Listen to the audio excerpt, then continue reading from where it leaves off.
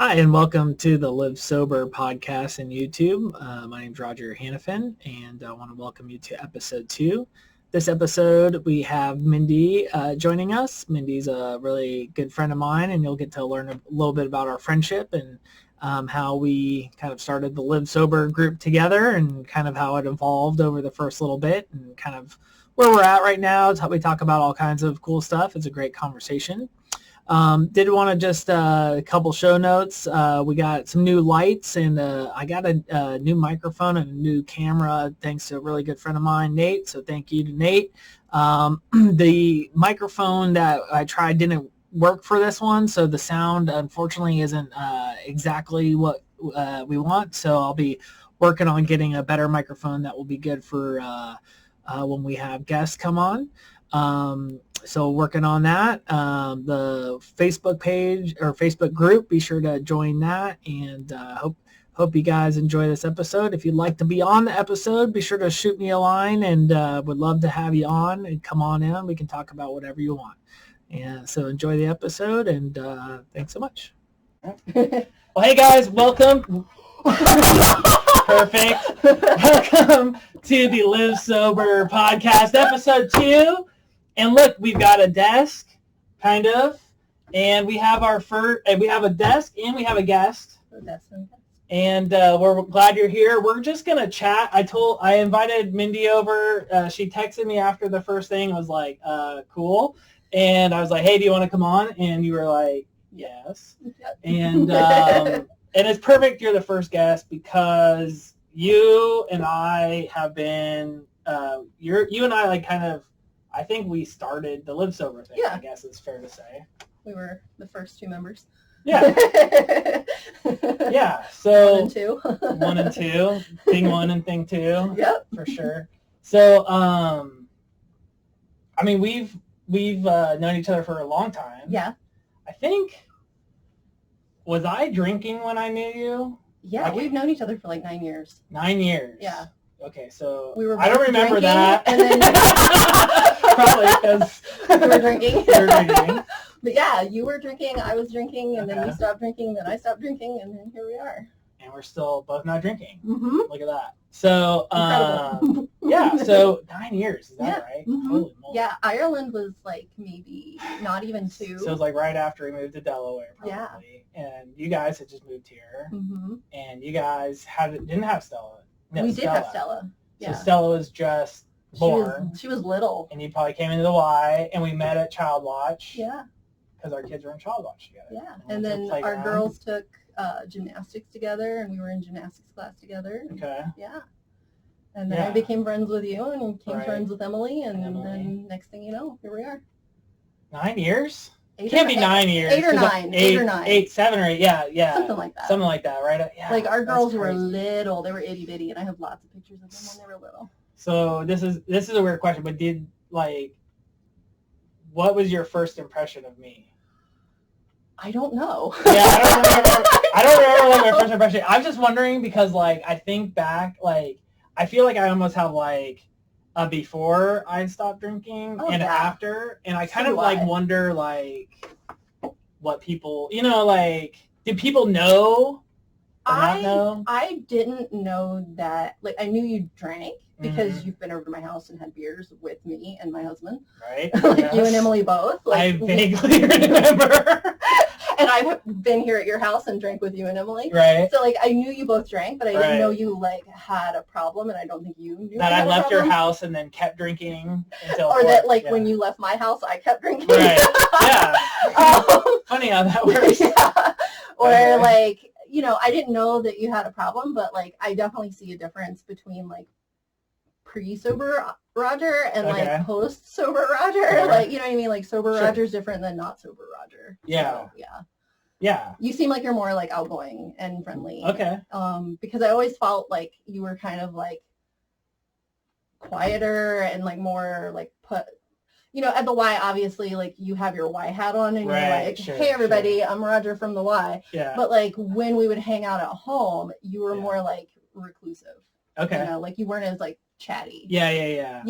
Yeah, I do leave a lot of it on the table at work. Yeah. And when I'm at home, I think that's even still true now. Like when I'm at home, I'm kind of like, breathe a little bit. But and that's like actually a sign that we're good friends is if I'm not like, hey, how are you today? You know, and kind of have that like, what, you know, the Y youth director face on. Yeah. But yeah, that's interesting.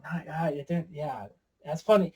You don't really like think about that so often, you know, like the differences and like how you do act differently in different crowds and things like that. Yeah, you have a different persona, you know, like different things that you do. And it's funny too, because people have said to me, like, you're so different from who you used to be. And I'm like, I don't see that because I'm not like walking around with a mirror and recording myself all the time.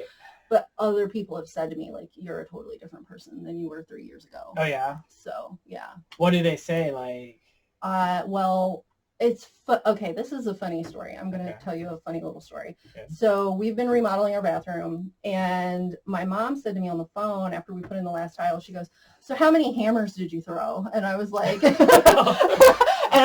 what? None. Why? And she goes, hey, yoga works. Yeah. I was like, And I was just thinking about it, that like I used to be that kind of person that like couldn't handle stress and like couldn't handle like any kind of social situation because it was just like so mentally challenging for me. And like now I feel like I can adapt and overcome things. Sure. Like I can actually think clearer. Right. So well, that's good. So no hammers are being thrown. Okay, yeah, that's nobody got hurt. Yeah. We just laughed and had fun. Now, do you think that's because you stopped drinking, or do you think it's because like you stopped drinking and then that led you to be able to do other things that, you know what I mean? Does that make sense? Yeah. Or do you think that's a good question. I think not drinking is like drinking is the first, in like a lot of recovery programs, they say like our drinking is a symptom, right? So it's like stopping drinking opens the door for personal growth. Right. You know what I mean? Sure. So that's what I think. I agree. Yeah. Like you can't just say like, I stopped drinking. And the world is fine. Everything's better. No, it's not. Like you're still living in the same situation that you were in when you didn't have a drink in your hand. Right. You just have to, change the way that you like navigate the world. Yeah, and I mean, for me, I think it was actually harder, right? Because it is. It's so much harder. All of my go-tos were gone. Like, yeah, you lose your best friend. Well, yeah. There's that, but it's also like the coping, like you said, the coping mechanism, right? So like if I'm mad, I can have, I could have drank or whatever, and then like I'm mad in a different way, or it's diluted or whatever, right? Mm-hmm. But when you take that away, then you have to like figure out, okay, well, how do I actually deal with this? Right. And I think that to me is like, I thought the hardest part was going to be like losing like my best friend, so to speak, in that, but also like friends around it. Right. Like you have to change your crowd. Yeah. But it was also just like realizing that like I really didn't even know, in a lot of ways, I didn't feel like I know who I was. Yeah. If that makes sense. Yeah, absolutely. Because I think like once you stop drinking, you feel all the feelings. Right. Like everything is like deep and heavy and hard. Right. Because for so long you've just numbed, and right. Like, turned away from everything that's your coping mechanism. Right. So then you're like sitting there in this like, it's so hard. You're like, I feel everything. Yeah. And then you figure out new strategies and you find friends who are supportive. Right. And you find like you just find a new path. Yeah. Well, let's talk about that. So we've started a lot of things together, and like you always keep going and I always like leave. It's okay. Right? So I mean, it's true though. It's like, yeah, I don't know. It's funny. But I mean, yoga is like what I'm thinking of, and there's some other things too we might get into, but like yoga, there was a class, and I was like, it was like a 4-week class or something, like, hey, you want to take this 4-week class and you get free yoga for the whole month. I went 4 classes, and for like maybe 6 or 7 times after, and you go like 5 times a week. Still, and that's like 3 years ago. Yeah. And like you're probably ready to fly to India. And, I want to go to India. Yes, and you are. I'm committed. I think I think that's the thing. And that's what I think about when I think about being sober. Because when you said like, hey, you want to be a guest on here? I'm like, what is the big thing that like that this was like the takeaway for me in being sober? And it's like, you have to find your thing, whatever it is. Okay. Like you have to find that new best friend. And for me, it happened to be Ashtanga yoga. Okay. And like maybe for somebody else, it's running or pickleball or it's playing chess. I don't know what it is. Like it doesn't have to be, it can be whatever it is, rock climbing, swimming. You just have to find that thing that you're like excited about, or like that thing that you go to when you're frustrated or when you're happy, or like, how can I celebrate this new thing? Okay, like for my birthday, Derek gets me like a new Mysore rug for my yoga mat. And, and I'm like, yes, I can't wait to practice. So it's like exciting. But then when I'm like frustrated, I'm like, oh, I really need to practice. It's like that's how I cope with stuff. So it's kind of like the same. I'm happy. I'll do yoga. I'm sad. I'll do yoga. I'm bored. I'll do yoga. Yeah, exactly. Yeah. It's just a new healthy way. Yeah. And I think yoga is perfect because it's like you so much like comes out when you're doing yoga. Like my frustration. I'm like, my teacher Taylor will tell you like I am the one person who will sit there and like cuss their head off through my whole practice because I'm like frustrated. Like I'll come up and I'm like. And he's like, chill. And I'm like, but that's like all of the stuff inside that I've like dealt with is like coming out on my mat instead. So I know a little bit about Ashtanga just from taking those classes, but maybe just talk a little bit about, I think Ashtanga, yoga, most people think you go in and it's like, there's the teacher up front and you go, once a week maybe or whatever. Maybe talk a little bit about Ashtanga and why for you, like, I think you really gravitated that. And I think Taylor, your teacher is sober. He wrote a whole book about it. Amazing book, by the way. Yeah, A Way Through Darkness. A Way Through Darkness. Great book. You should check it out, everybody. Yeah. He's an amazing person, and he's actually getting ready to do like recovery in yoga, like a recovery in yoga course. Okay. And like talk about like how yoga informs recovery and how you can start a yoga practice to supplement your recovery. Right. Like that's his whole thing. Right. And like it's really cool that like the people who have gravitated to him are people like me who are sober. Yeah. And like I now have this amazing community of sober yogis around me. Right. And it's really cool. So talk about how Ashtanga yoga is different than maybe what you might think of. Yeah. So Ashtanga yoga it's how it's traditionally taught in Mysore, India. So like Taylor, my teacher, travels to India. So what he learns from his teacher there in India, he comes back here, teaches us. Right. The poses are always the same for a while. Like it's a set series of poses. Right. And you don't proceed past that pose unless you can do that pose.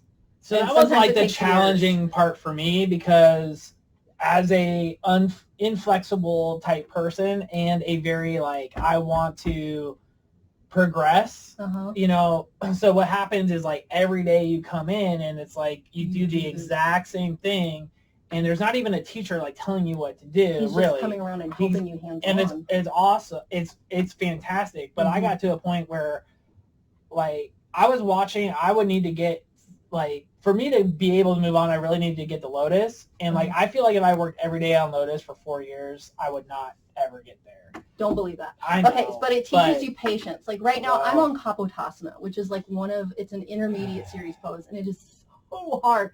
You're doing a back bend on your knees, and you have to grab your heels. And I've been stuck there for Wait, hold on. You're on your knees. Okay. And you back bend over, walk your hands in until you grab your heels. So you look like a semicircle.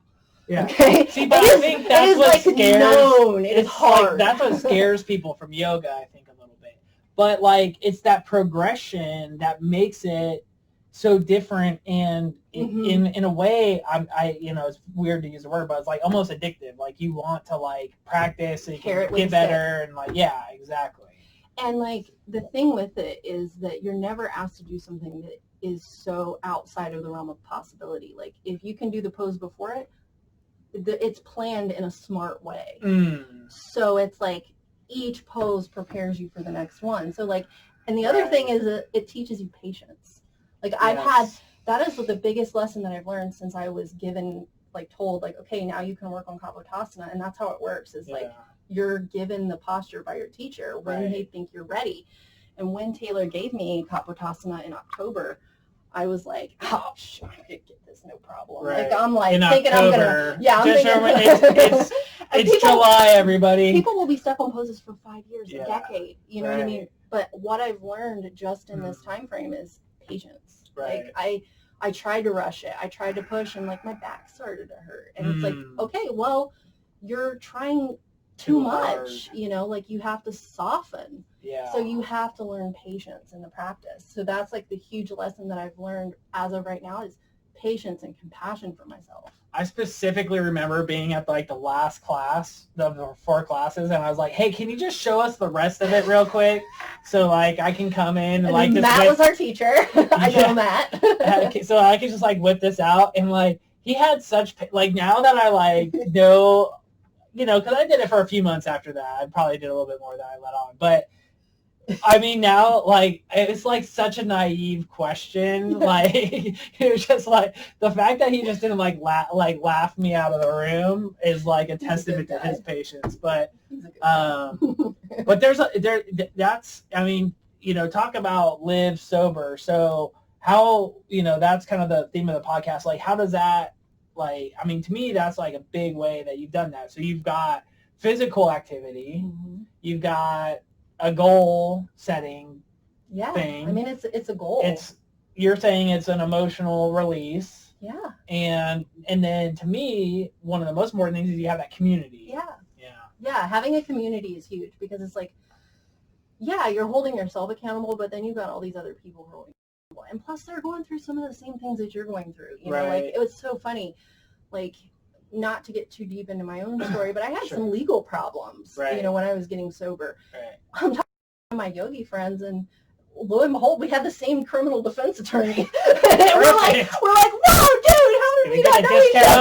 Like, how did this, you know what I mean? Like, it's just crazy to like, you know, she's gone through some things too, and it's like we can kind of rely on each other and like connect over that stuff. And it's like, yeah, it's ugly, but, you know, you don't want to forget who you were because who you were when you were drinking is not who you want to be now. Right. You know? So in the community, like, I know there's kind of community in the room, but then do you guys do stuff outside of the room too? Yeah. Like, we had, like, a Thanksgiving thing together. Like, we all got together for Thanksgiving. We get together, eat pizza, watch movies. We'll, like, have, like, park get-togethers. You know, obviously right now with COVID, we can't do any of that stuff. But, like, on, you know, pre-COVID days, like, we were always getting together. And we would have, like, talks where we'd talk about, like, you know, after class, they called it, like, chat and chai, and, like, hang out in the shala and just talk to each other. It was cool. And, like, I've really gotten to know a lot of the people that way. Right. So, yeah, we have a pretty tight community. So how long were you sober when you found that? Do you remember? I was a year sober because I wasn't able to, like, drive or travel anywhere. And, like, that whole first year, I was relying on, like, a recovery program to get me through that. And, like, it's funny. I look back at, like, different times in my life, and this is going to sound, like, totally loopy and out there, but it's, like, I've always felt, like, something drawing me to yoga. Like, something has always, like, drawn me to it. And well, you were in a yoga training program before we started there, weren't you? Or something like that. No, funny story about that. So when we used to live in Savannah, Georgia. I had signed up for a yoga teacher training there. Okay. And that was in 2008. Okay, so you had this calling for a while. Yeah, and like I started practicing yoga in 2006 because I would be running, and I'm like, ooh, that looks like it would be a good stretch. And it was always like a fitness kind of thing, and like I've always just felt drawn to yoga, like no matter what it was. And when I first started getting sober, like within days of getting sober, it was like, you should do yoga. You know, something was telling me to do it. It was like, okay, so I'm like trying to fumble through it and figure it out on my own. Right. So after that year passes, I'm like, okay, I'm gonna go check out all these different studios, and none of them just like it was like, okay, well that was fun, but okay, it was yoga. You know, it wasn't like it. Yeah. When I went to Ashtanga Yoga Columbus, it was like this is what I've been looking for, because it's so spiritual too. Like we chant, like.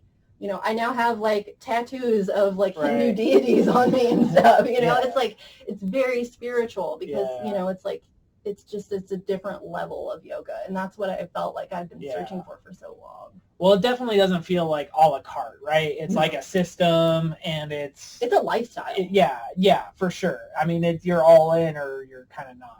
So you practice, what is it, like 6 days a week, and except unless the moon is in the third sphere of the... It's full moon and new moon. Okay, it's simple. Moon days. You take rest. That's it. I mean, I do my best, like, when, COVID wasn't going on. Right. I have 2 kids, so, like, sometimes I'm, like, practicing weird hours. I'll do, like, half my practice, or, like, maybe I'm, like, just working on, like, one thing that's kind of troubling me because, like, I'm just doing my best right now. Like, I'm struggling through COVID. I think you're not alone, for sure. Like, I'm, like, halfway through a back bend, and my kid's like, hey, I want, can you get me something to drink? I'm like, sure. You're like... I'm like, okay. Let me get that with so my I just, foot. you just got to do my best. Right. But, yeah, traditionally speaking, it's done 6 days a week. You don't practice on new moons or full moons. Right. You take Saturdays to rest day, and typically it's done early in the morning. Right. Yeah. But yeah, I'm practicing weird hours right now. I'm all over the place. Right. I'm just doing my best, and that's what matters right now. Do you think? I mean, do you think you could have done that while you were drinking? No. Yeah. I would have been too. I would have like. You're like, I didn't even finish the sentence. No way at all. Like, it's so funny. I've said to my teacher so many times, I'm like, you would have kicked Mindy out, right? Like, in a heartbeat, right? Because I would have been like cussing him out. I would have been like, you're not giving me the next pose because you don't like me. Like, I would have had a total attitude. Right. Like, thank God I found it at a year sober because like it was. Well, do you think you could have done it like a week sober? You know what I mean? Like, what? I don't know. Or did you need that? Do you think it was like that came at the right time? You know, I mean, I don't know. I think for me, it came at exactly the right time. Like, I feel like you reaching out to me and saying, like, let's go take this class. It was like, I felt like it was something higher than myself that made that happen, Right. Well, that's cool. like you brought that to me at exactly the right time. And I'm like, I'm grateful for that. And I don't know that I would have gone had you not gone with me. Yeah. I didn't want to go along. Yeah. And like, you've been a huge support for me through all of my sobriety. Right. Like, all of it. Like, you and Emily both. Yeah. Well, I mean, there's like, it's like I want other sober people to hang out with. Yeah. So. Like, hey, get sober. You should be sober. Yeah. I told you about have I told you about sobriety? It's great. It's awesome. It is, you save a lot of money. And it really is awesome. Like, we joke about it, like we're, like knocking on people's doors, but it's really, it's such a great thing. Like, I feel, it makes me sad when I think that other people can't be sober. You know what I mean? Like, I get that. Yeah. Like, I'm like, so when someone reaches out to me and says, like, hey, I want to, know more about being sober. I'm like, let me talk to you about it. I'm excited. Yeah, right. Because it's good. Life is so much better when you're sober. Yeah. It really is. Yeah. Have you seen the new Seinfeld stand-up on Netflix? No, I haven't. So everybody go watch that. I love Seinfeld. He's hilarious. I mean, he's so funny. He's so funny. Funny. And he's 65. Anyways, so he has this bit, and he's talking about marriage, which is like the funniest bit I think I've ever seen, and everyone has to go watch it. But he's like, when I was single, I thought that I didn't have any married friends, and I thought everyone who was married lived a boring, dull life, Yeah. And then he's like, when I got married, I didn't have any single friends, and I thought everybody lived a meaningless, life. Yeah. And he's like, in both instances, I thought I was right. Yeah.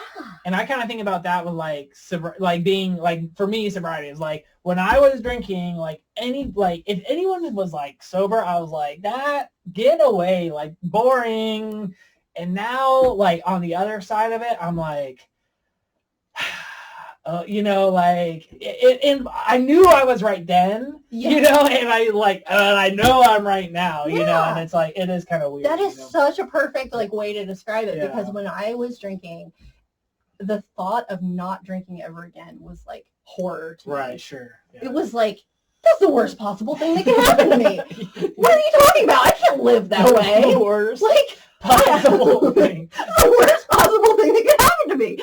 But now she has kids and wonderful life and a house and a husband, family. Yeah. And, but it was like, that was how hooked I was. That it was like ingrained. And like now I'm like, if I drank now, it's like that's the worst possible thing that could happen to me, because I would lose my kids. I would lose my husband. I would lose all these things that like I can now appreciate. I wouldn't be able to do yoga. I couldn't. There's so much I would lose, and it's like you don't realize that until you're sober. Yeah, and I thought that joke was so spot on. It is just like, but like how, and then this is something we've chatted about in kind of thinking about LiveSOBER. Like, how do you help somebody who's like in that, like, I don't know, transition to the dark, to the light, from dark to light. That was like the whole. That's kind of the whole idea behind our LiveSOBER thing was like, well, maybe if there's just a fun place to go where you see us having fun, right? We're happy, right? Yeah, exactly. It's not like boo, boo, boo, this sucks, and talking about like all the bad stuff. Like we're focusing on the good stuff, right? Yeah, and that was what I wanted out of LiveSOBER is like, attract people, like show you like, hey, we're having a good time. Right. Like there's so many good things. Like come hang out with us. We're going to climb the rock wall. Yeah. Like, that's fun. Yeah, that was fun. Yeah, for sure.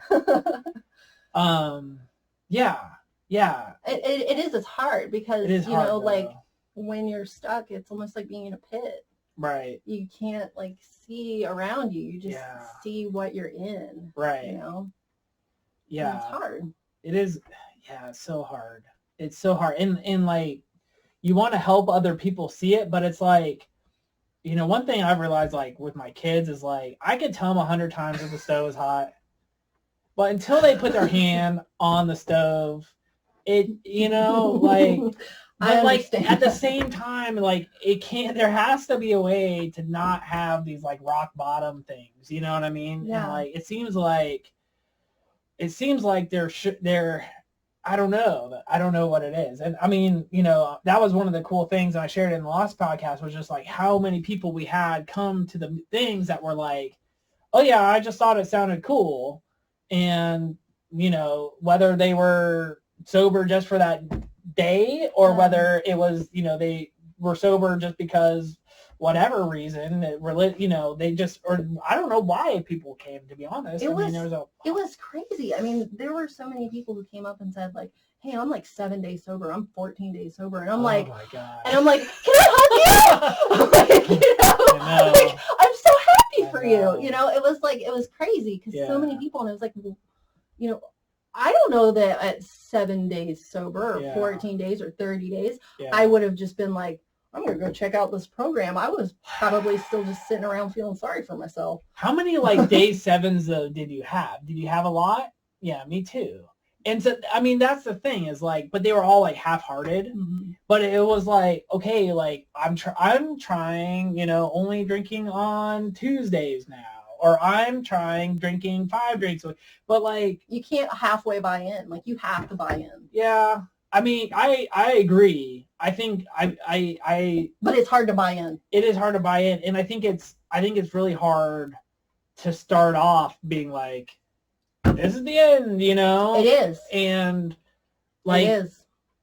But like, do you think though, if you were on one of your multiple day sevens and like somehow you got invited to, let's just say Ashtanga, and you were like, you know what, things are going okay. Like, do you think that might have done it? Maybe. You know what I mean? You never know. Yeah. Like with the right people at the right time, right. With the right mindset, like it's like something has to come together to make it happen. Right. And it's like the perfect set of circumstances. It's like a laboratory experiment, Yeah.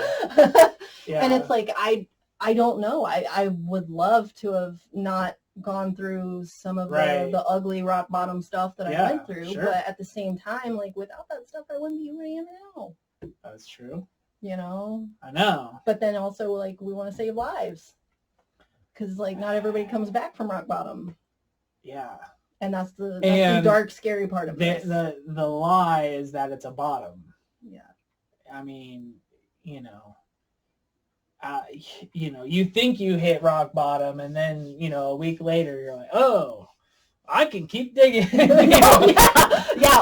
I thought was my first rock bottom ended up not even being remotely close to the rock bottom. I actually like said like, okay, this is enough. Right. You know, it's like. The problem is that, like, each time you do something like that, it makes it harder because, like, you start losing the jobs. You start losing, you know, people start giving up on you, you know, and and I watch, like, I'm not going to go into it too much, but I have some family that I just sit and watch, and I'm like, can't get any worse. And then it's like, oh my gosh, it does get worse. And then it's like, I can't do it for you. Right. And it's hard. Yeah. It's hard. It's hard to watch. Right. It is hard.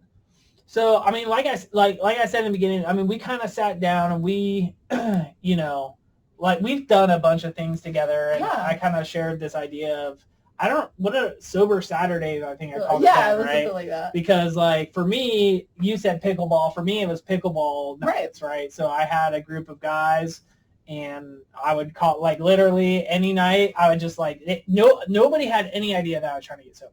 Mm-hmm. I was just like, hey, you want to go play pickleball?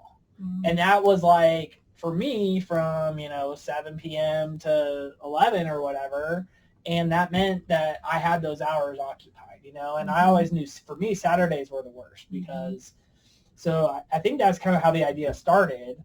And then it just kind of, like, evolved, and we had these events where it was, like, not just one thing, it was, like, all of these things. Yeah. And then we saw, I think, like, who do you think it was for? Like, like, you know what I mean? Like, is it for, like, or does it matter? Yeah, I don't know. I almost, you know, when you and I first had that first conversation, I'll never forget it.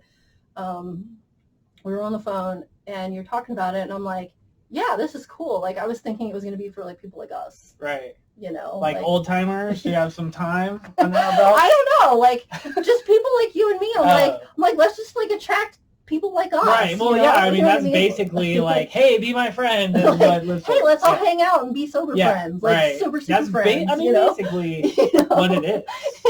Yeah. But that I think that was as far as my mind took it. Yeah. And then, you know, seeing that first event and, like, talking to certain people, it was like, wow, we can really, like, reach and pull people in and say, like, hey, it's really cool to be sober. And it, like, kind of evolved. I think it evolved, like, when we got the survey back, and we were like, and then reading that survey was crazy. I know, I'll have to put that up on here sometime, but reading that survey, like, I think it did make for me, it was like, oh wait, this might be, like, bigger than just let's hang out. Yeah, that's exactly what it was. It was like, it went from, like, let's just hang out and be friends and we're all sober, to, like, wow, we can, like, change somebody's life. Right.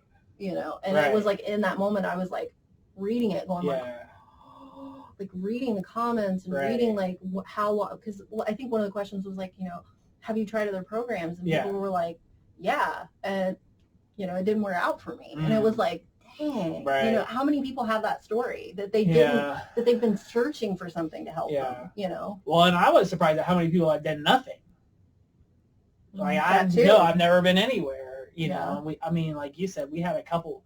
I mean, the numbers of people under 6 months, I was like, holy moly. Yeah, that was shocking too, because I was expecting it to be people like you and me. You've got, like, a couple years or whatever. You hear about it in a meeting or whatever. Yeah, that sounds like something this is my buddy. Like, let's go hang out. Right. That's what I was expecting. And then when I see, like, these numbers, I'm like, oh my gosh, these people are fresh. Yeah. Like, everything's hard for them right now. Like, I remember where I was. I had somebody grab me at the Y because they saw the flyer. My name was on it, and I had no idea who they were. And they're like, hey, are you in charge of this event? And I was like, yeah. And they're like, okay, cool. Well, I just stopped drinking on Tuesday. And I was like, cool. How you doing? Yeah, good, you know. And I mean, I'm still talking to that person. That's great. And so, like, even just the flyer and starting that conversation, and then, you know, I don't know how big of an effect it had, but the fact, I mean, that person met you. I know I think you're still chatting. Mm-hmm. And yeah, I know who you're talking about. Yeah, and you know, it's just, you know, that's just one person, you know, and you know, and then with the whole, and then we had the event like I think March 10th was our last event, and then like the world just like imploded. And it's still. Yeah. And I've had people reach out to me and say like, hey, what's going to happen with this? And I'm like, we're just going to adapt. Yeah. We're going to adapt. Yeah. Like, we're going to figure this out. Like, if we have to just hang out on Zoom, like, we'll do that. Like, if we... Zoom is good. Zoom is Zoom. Zoom is Zoom. Yeah. I know. Yeah. I want to like it so bad. And there's some things that it's really good for. Yeah. Like, I feel like you get to talk to people who normally don't talk as much for some reason. Because, like, you know, they're in the back and, like, you can see, I don't know. There's some good things about it, but there is just something about just being together and, like, not feeling like there's an agenda. Like, hey, we're rock climbing, you know. Or I'm just watching the person rock climb, and I don't have to be thinking or talking about. I mean, that's what wore on me so heavily for the first bit. I mean, I just remember being like, all I could think about was quitting, you know, and it's like, I didn't want to talk to anybody more about it because that's all I was thinking about, you know. I wanted to, like, I don't know, and that might be bad, you know, like, you know, I don't know. I mean, you know, maybe I should have dealt with some of that stuff. I don't know, but how you deal with this, you know, everybody deals with it differently, and I think for some people it is talking it through, and then for other people it's like, hey, I can't take any more pressure. Right. You know? Right. Like, it's just everybody's different. Yeah. You know, how you deal, everybody's sobriety is different, just like every person's different, so. That's true. Don't judge yourself. So we got the podcast. This is cool. I think this is fun. Yeah, I think this is going to be a really cool way to, like, bring people together, and you get to hear people's stories, and you know, like, you can listen to this when you're sitting at home. Yeah. Doing your thing. Cleaning your bathroom or whatever. Throwing hammers. What else? I mean, do you think, where else do you think, like, I mean, you're the other half of my brain, the part that works. Like, what else? I mean, what else should we be doing, or have you been thinking about anything? I have. Yeah. Like, I think the more we can just, like, stay connected with each other, like, you know, talking to each other and those texts. Yeah. You know, I think, like, the more we can just keep, like, the human connection, because that's what this was all about originally in the beginning, was the human connection. Community. And whatever it is, like, if it's text messaging, Zoom, or, you know, just posting messages on Facebook, or whatever. I mean, whatever tool we can use. Get the Facebook group. Everybody post something on the Facebook group. Let's get that group going. It's a really cool tool. I mean, the thing is like, I've been kind of like, to Facebook a little bit. Same, because it's so hard with so much, like, there's so much, like, socially with the election and, like, racial injustice. Like, it's social media is very heavy right now, and it's very hard to be engaged on it right now, because I'm in the same boat as you. Like, I've had to just, like, step back and be like, I know who, you know, like, I need to, like, distance myself from it. But it's like, let's all text each other. Let's all hang out on Zoom. Use Facebook Messenger for a group chat. We need, like, our own platform. Our own, Make it happen. No drama. Make it happen. We can make an app. We need an app for that. We need an app. Yeah, so I think that, you know, that's something that, you know, we've talked about, like, doing challenges and stuff. Mm-hmm. So I think that might be something that, you know, like, if we had, I think we could do, like, a virtual event almost in a way. And, you know, I think there might be other opportunities too to, like, hey, we're all going to do a socially distanced hike. I don't know. Do you think people do that? I don't know. I don't know. I don't know either. Spray paint some circles out on the soccer fields, and we all sit in our circle and yell at each other. Yeah. Yell at each other. Hey, how are you? Yeah. I know. It's hard. It's really hard because, like, you know, with COVID, it's like you have to be socially distanced, but it's like for people who need community, like sober people, like, we need each other. Right. It's I know. Hard. Well, and I'm very worried about the long-lasting effects of this. I mean, you know, just like a case study for me, I mean, it was like we hit quarantine, and I was like, I'm gonna do yoga every day. I'm gonna work out every day, and I'm gonna not tomorrow, not today. Oh, Call of Duty, you know, and I mean, it was like we're the same person. Like I did the same thing with Animal Crossing. It was like I'm gonna do all the things, and it's gonna be wonderful, and I'm gonna practice at the same time every day. But then it was like suddenly my kids like started bothering me while I was practicing, and then it was like, okay, well I'm gonna practice at a different time, and then suddenly like here I am playing Animal Crossing all day. Yeah. On my Switch, and it was like, this is not okay. I can't do this. I know. And it's hard. So I'm a true believer that, well, I don't know if true believer, but like I know that, you know, stopping drinking alcohol was not like the end of my addictive personality. Absolutely. So like that, you know, just to kind of bring it back to kind of like the live sober part, like how do you deal with like that Animal Crossing coming up, or even like something positive like yoga, like maybe I'm doing this too much too. Mm-hmm. Like how do you balance those types of things? When do you see that in yourself, or do you?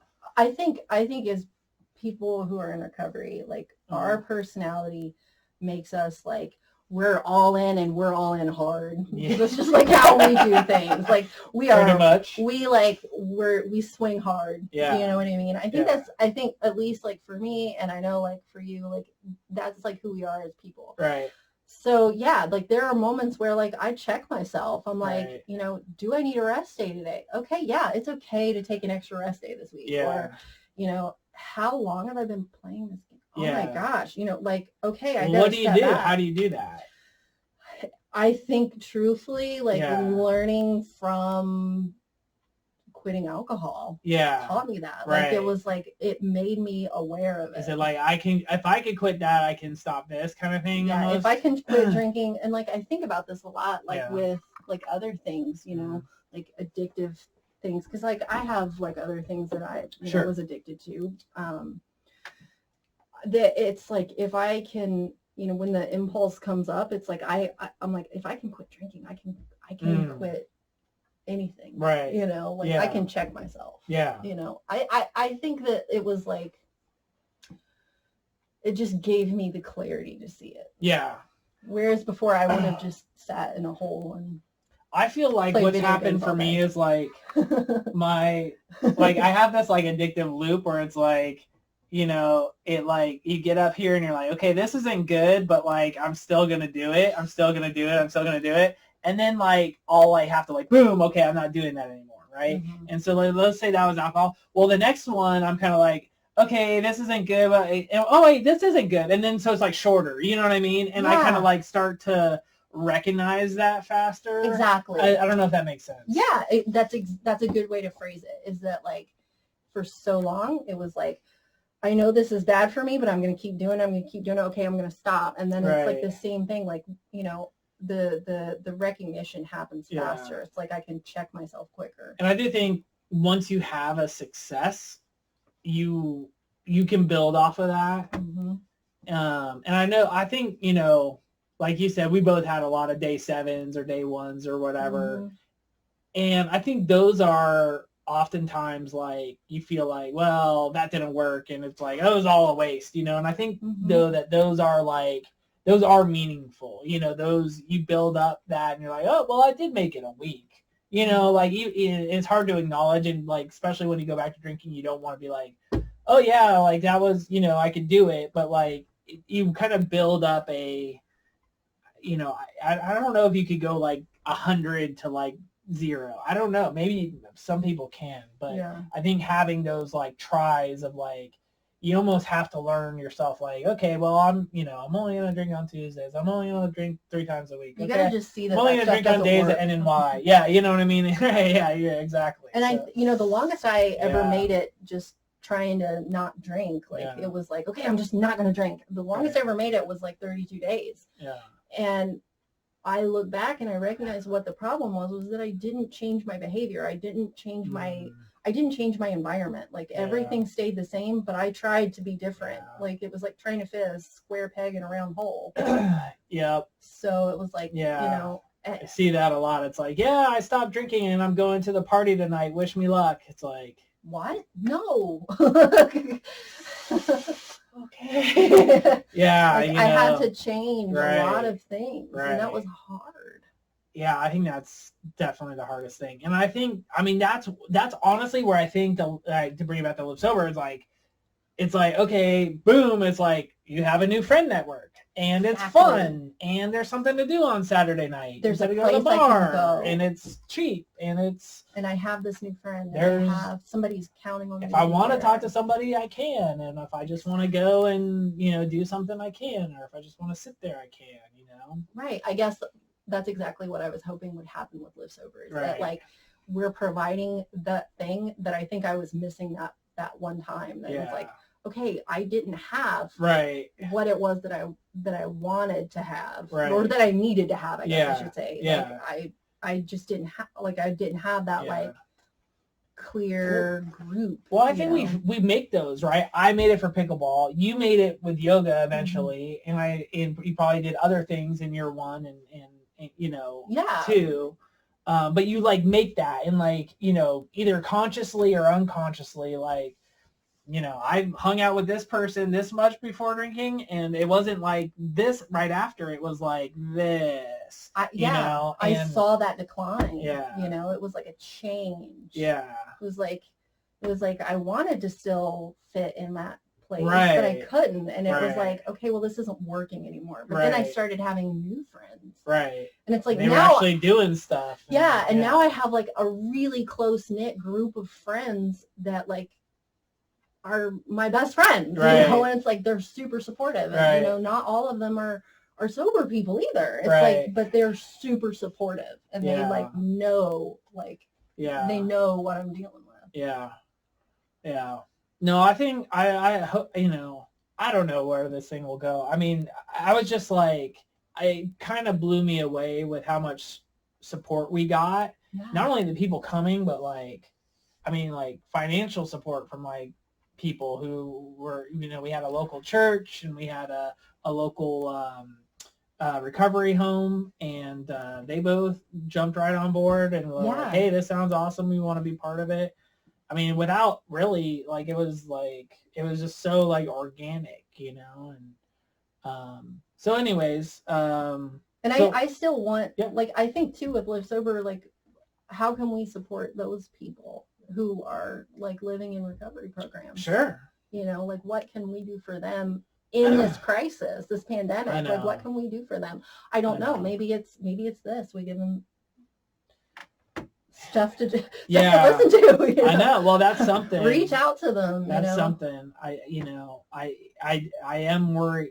I am worried that this is like the new normal, and so we gotta. I mean, I'm not worried. And I know man, I'm so thankful I'm sober during this. Yes. I mean. Yeah. I don't know how many other like sober people I've heard say like, thank God I'm sober right now. Can you imagine? Can you imagine? No. We would have made it out alive. Never leaving my house. Never leaving the house. Never having to leave the house to have to like, I mean, it would have been a nightmare. Yeah, it would have been bad. And I'm just thinking that there's like all these people out there right now that are like, where it's like it went from being fun or like okay to being like, this is bad, and you're stuck there, and so I don't know. We'll figure it out, and I think this is a good. I mean, just having these conversations is good, and this is fun. Yeah. Thanks for having me. Yeah, thanks for coming out. I think we'll it's always good to hang out with you. We'll end it there. So thanks for episode 2 of the Delaware or the Live Sober podcast. I'm looking for guests, so if you want to come on, leave a comment. Is it bad? What? Is it hard? No, it's easy. What do we do? We just sat down, and I have free LaCroix, or these are the Aldi version of LaCroix. They're good. We're looking for sponsors for the podcast, so if you know any sparkling water companies, I will gladly sell out for a good cause. So thanks for watching, and I don't have a catchy go away phrase yet, but I think I said last time like something and live sober or something. So and live sober. All right, guys. Bye. Bye.